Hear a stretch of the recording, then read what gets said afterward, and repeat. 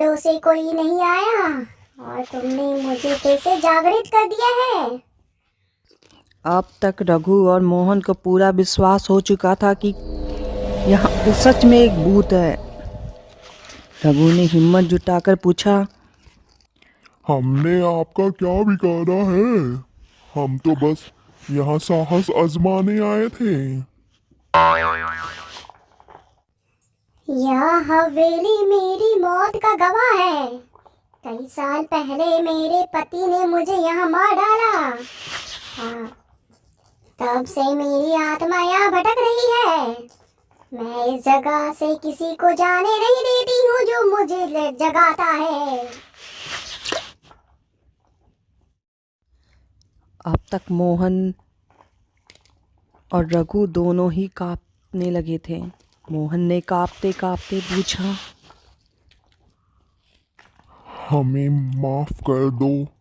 हमें नहीं पता था यहाँ क्या हुआ था। हम अब कभी नहीं आएंगे।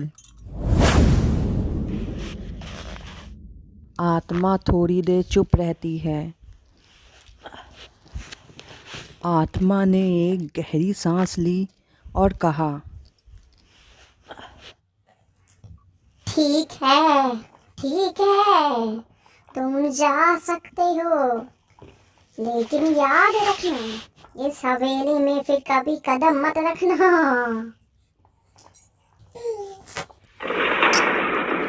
इसके बाद दरवाज़ा अपने आप खुल गया।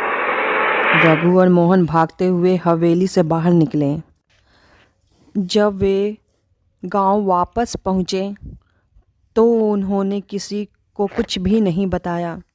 दोनों ने कसम खाई कि अब किसी भी भूतिया जगह पर जाने की कोशिश नहीं करेंगे और ना ही ऐसा कोई साहस दिखाएंगे। लेकिन उस दिन के बाद से रघु और मोहन की ज़िंदगी बदल गई। अब वे न केवल डरते थे बल्कि गांव वालों की बातों पर विश्वास करने लगे थे। फिर एक दिन रघु ने मोहन से कहा, कभी कभी जो दिखता है वो सच में होता है। अब हम जान चुके हैं कि ये हवेली सच में भूतिया है।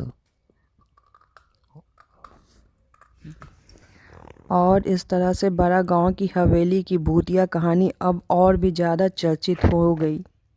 लोग अब वहां जाने से पहले बार बार सोचते थे।